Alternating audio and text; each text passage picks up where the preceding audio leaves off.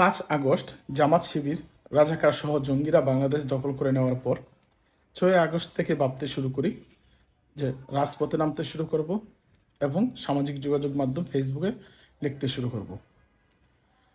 তারই ধারাবাহিকতায় 9 আগস্ট প্রথম ফেসবুকে ওপেন হই এবং দলের পক্ষে দেশের পক্ষে লেখালেখি শুরু করি এবং ইউনূস, জামাত শিবির, রাজাকার, জঙ্গি সমন্বয়কদের বিরুদ্ধে নিজের অবস্থান ক্লিয়ার করি। 14 আগস্ট সন্ধ্যায় প্রথম ধানমন্ডি 32-এ অবস্থানের মধ্য দিয়ে জাতীয় শোক দিবস পালনের মধ্য দিয়ে আমার 5 আগস্টের পর রাজপথে আমার প্রথম পদযাত্রা শুরু হয়। তখন থেকে রাত দিন একাকার করে সামাজিক যোগাযোগ মাধ্যম ফেসবুকে কাজ করে যাচ্ছি এবং বিভিন্ন প্রেক্ষাপটে বিভিন্ন দিবসে দলীয় কর্মসূচি পালন করে যাচ্ছি এবং স্বৈরাচার ইউনূস, দালাল ইউনূস এবং জঙ্গি সমন্বয়ক জামাত শিবির রাজাকারদের বিরুদ্ধে রাজপথে কাজ করে যাচ্ছি।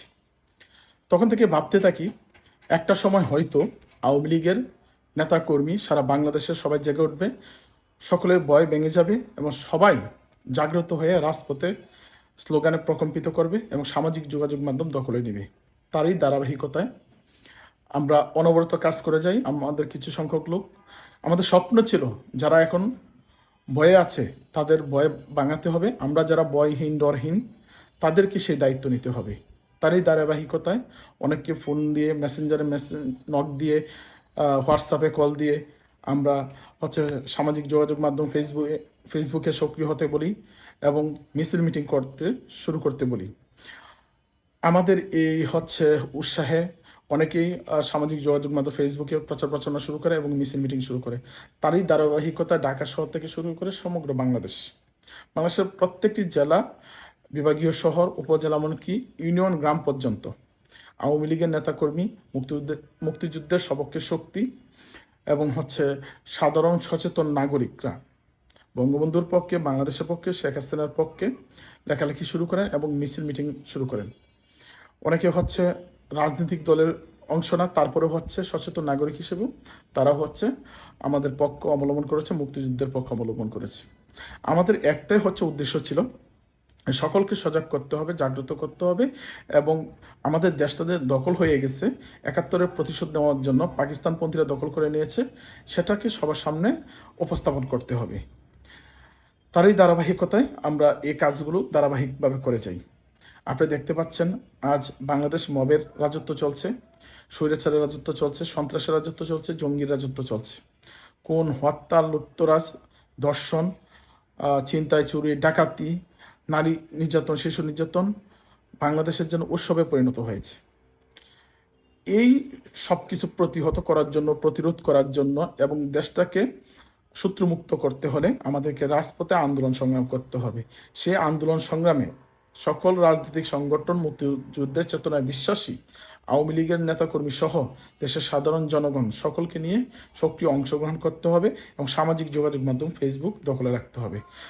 একটা বিষয় লক্ষ্য করুন, আমরা যখন 5 আগস্টের পরে কাজ শুরু করি, 9 আগস্টে সামাজিক যোগাযোগ মাধ্যম এবং 14 আগস্টে সরাসরি রাজপথে, তখন আমাদের চিন্তা ছিল একটা সময় আমরা সকলকে জাগ্রত করব এবং সকলেই আমাদের ডাকে মাঠে নেমে আসবে।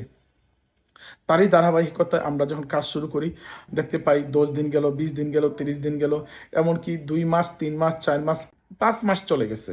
অনেকে আইডি ডিঅ্যাক্টিভ করে রাখছে এবং আইডি ইনঅ্যাক্টিভ করে রাখছে এবং তারা কোনো রকম সামাজিক যোগাযোগ মাধ্যমে কাজ চালায়নি, এমনকি রাজপথে তাদেরকে মিছিল মিটিং করতে দেখা যায়নি। তখন এক প্রকার বিরক্তি হয়ে বলেছিলাম যে এদেরকে আনফ্রেন্ড করে দিব। আনফ্রেন্ড করার জন্য যখনই ফেসবুকে ঢুকি তখন দেখি যে প্রবেশ করার পরে তাদের আইডিগুলো ডিঅ্যাক্টিভ থাকার কারণে তাদেরকে আনফ্রেন্ড করা সম্ভব হচ্ছে না। আজ 10 মাস চলে গিয়ে 11 মাস চলমান আছে। এই 11 মাসে হঠাৎ করে 1-2জন দেখি আইডি ডিঅ্যাক্টিভ থেকে অ্যাক্টিভ করে তারা বলতেছে এমুক এই ফেসবুকে কাজ করে নাই, মাঠে কাজ করে নাই, এমুকরা করে নাই, তমুকরা করে নাই, তারা দলের পক্ষে কাজ করে নাই, পার্টির পক্ষে কাজ করে নাই, দেশের পক্ষে কাজ করে নাই।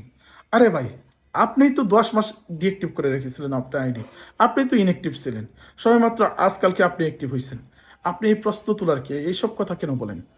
আমাদেরকে সবাই দ্বারা এখনও পর্যন্ত ডিঅ্যাক্টিভ করে আছে, তাদেরকেও অ্যাক্টিভ করতে হবে, তাদেরকেও ডিঅ্যাক্টিভ আইডিটাকে অ্যাক্টিভ করতে হবে, সেটা ফেসবুকে এবং সামাজিক যোগাযোগ মাধ্যম যত ধরনের আছে সেগুলোতে, এবং হচ্ছে রাজপথে সকলকে একসাথে আমাদের A to Z আওয়ামী লীগের প্রত্যেকটা নেতাকর্মী, প্রত্যেকটা ভোটার, দেশের সাধারণ জনগণকে নিয়ে এবং স্বাধীনতা সপক্ষের শক্তিকে সাথে নিয়ে, মুক্তিযুদ্ধের চেতনা বিশ্বাসী অন্যান্য রাজনৈতিক সংগঠনের নেতাকর্মীদেরকে নিয়ে এই স্বৈরাচার, খুনি, দালাল, পাকিস্তানের প্রেতাত্মা, পশ্চিমাদের দালাল ইউনুসকে বিতাড়িত করতে হবে এবং দেশটাকে সূত্রমুক্ত করতে হবে। সুতরাং A to Z সবাইকে কাজ করতে হবে। যারা ডিএক্টিভ আছে তাদেরকে অ্যাক্টিভ করতে হবে। দয়া করে কেউ এরকম কথা বলবেন না।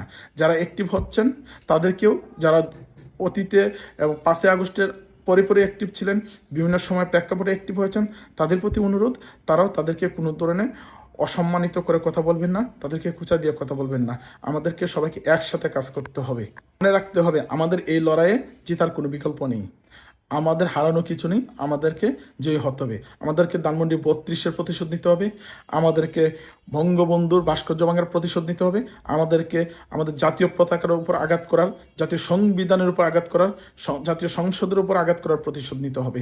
আমাদেরকে প্রতিশোধ নিতে হবে মুক্তিযুদ্ধ চেতনার উপর আঘাত করার, আমাদেরকে প্রতিশোধ নিতে হবে পাকিস্তান কায়েম করার, কেন সেই প্রতিশোধ নিতে হবে। এই দেশটাকে আবারও সূত্রমুক্ত করতে হবে, পাকিস্তানি প্রেতাত্ম মুক্ত করতে হবে। এই বলে শেষ করছি। সবাই রাজপথে এবং সামাজিক যোগাযোগ মাধ্যমে অ্যাক্টিভ থাকবেন, সক্রিয় থাকবেন। আমরা top to bottom, A to Z সবাই সমান।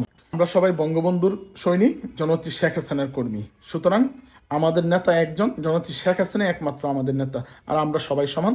আমরা সবাই হচ্ছে সৈনিক, রাজপথের সৈনিক। জয় বাংলা, জয় বঙ্গবন্ধু, জয় তো জননেত্রী শেখ হাসিনা।